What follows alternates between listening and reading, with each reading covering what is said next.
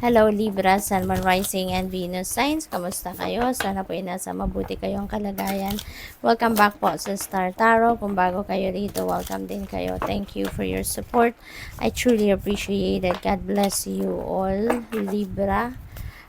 For general life, death energy, which is really good kasi massive transformation ito.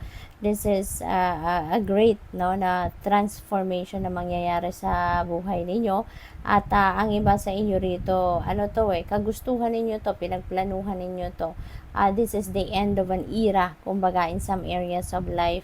Meron ditong tatapusin kayo na sitwasyon sa buhay ninyo. You're going to put an end to it kasi hindi na to, it's not for your best interest anymore. It's not for your highest good anymore. Kaya, tatapusin mo na to, no? At saka, ang iba sa inyo, you are, super ready na to start a new chapter sa buhay ninyo. Handa na kayong bigyan ng bagong bihis, kumbaga, no? Ang buhay ninyo sa ngayon in various areas of life. So, pagdating sa inyong money, career, and finances, Libra, we have 5 of inspiration.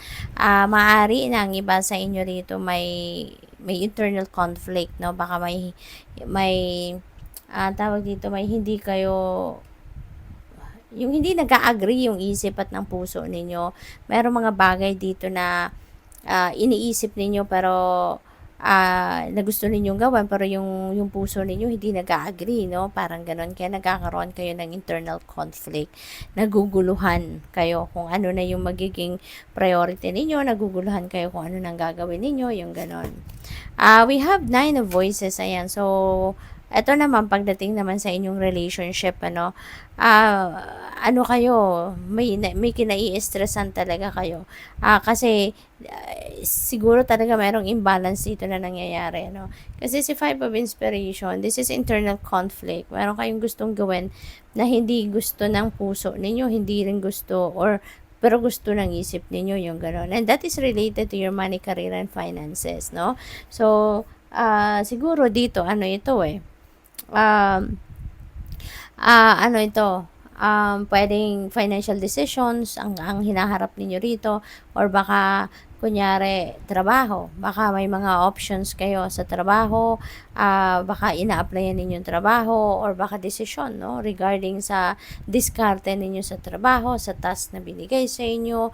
Pwede rin may pinagpipiliin kayong investment scheme, yung gano'n na hindi ninyo ngayon mapagdesisyonan, no? Hindi ninyo maisip ngayon yung kung ano ang tamang gawin. Kaya medyo feeling ko dito may imbalance na nangyayari. Hindi kayo makapag-concentrate, hindi kayo makapag-isip ng maayos. Kasi ganun din, dito rin sa inyong love and romantic relationship or friendship or family relationship ninyo, gulong-gulo din ang isip ninyo no? Naguguluhan din kayo, or probably kaya kayo both areas na to naguguluhan kasi pwedeng ito yung magulo na sitwasyon na dadamay lang yung inyong money, career, and finances. Or pwede yung money, career, and finances ninyo meron challenge, kaya nadadamay din sa kakaisip ninyo, hindi na ninyo rin mapag-isipan mabuti or mabigyan ng tamang atensyon yung inyong yung inyong relationship area of life naman. So, pwedeng ganon, damay-damay na. Kaya, maybe you need to do some introspection, reflection, so that you'd be able to figure out ano ang dapat na effects dito, ano ang mga dapat na ayusin dito, no? So, kailangan siguro ninyo muna na umatras ng kahit konti lang sa kung anong pinagkakaabalahan ninyo at pag-isipan mabuti kung ano na nangyayari sa inyong mga sitwasyon. Do some kind of re-evaluation of what is happening in your life in various areas of life para nang sa ganon, ma-figure out ninyo yung tamang gawin, yung tamang diskarte. Okay?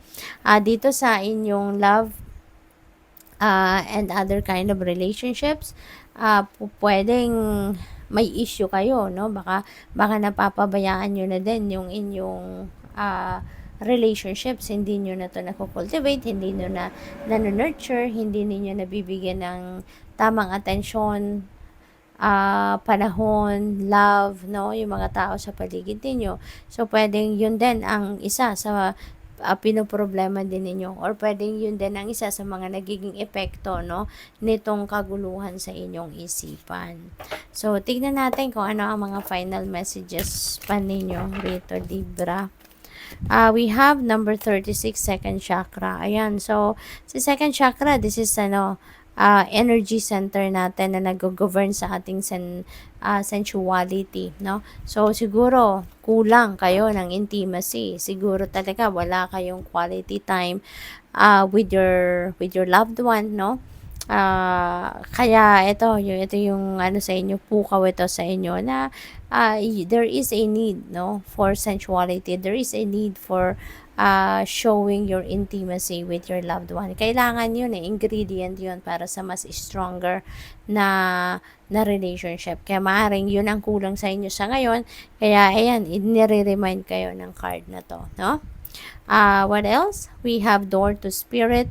Ayan, so this is a new beginning energy, no? Pagdating sa inyong spiritual life naman, no? So, siguro ang iba din sa inyo rito, baka merong mga bagong belief system. Siguro ang iba sa inyo rito is also opening up yourself ngayon. Baka nagbabalik loob kayo sa Panginoon, or baka mas binibigyan ninyo ngayon ng pagkakataon ng sarili ninyo na buksan ang inyong sarili and build a stronger relationship with the divine universe and the rest of your spirit team. So, posible din yun. What else? We have, okay, temple path. Ayan, so dito sa temple path, ano to nagpaparamdam dito yung mga mahal ninyo sa buhay na nag-pass on na on the other side, yung mga angels ninyo, spirit guides, yung divine universe, they are sending you a message na wag kang mag-alala, no? Kung meron ka mga problema, lift it all up to them, no? Lift it all up to God. At tutulungan ka nila. Tutulungan ka ng divine universe, okay? Huwag kayong mag-alala. You really have nothing to fear. You have nothing to worry about. Isurrender mo yan sa kanila and tutulungan ka nila. They are going to be there for you and with you to rescue you. Okay? Kasi nagpaparamdam sila na lagi ka nilang binabantayan, lagi ka nilang ginagabayan, lagi ka nilang nandyan sila, nakaagapay sa'yo, yung gano'n, no? They are watching over you. Kaya, relax lang. Wag kang masyadong maguluhan, wag kang masyadong mag-worry. Okay? Ialay mong lahat yan, lahat ng concerns mo, tutulungan ka nilang mapagaan ang inyong sitwasyon, mapagaan ang inyong pakiramdam. So, good luck. Thank you for watching Love and Light. Namaste.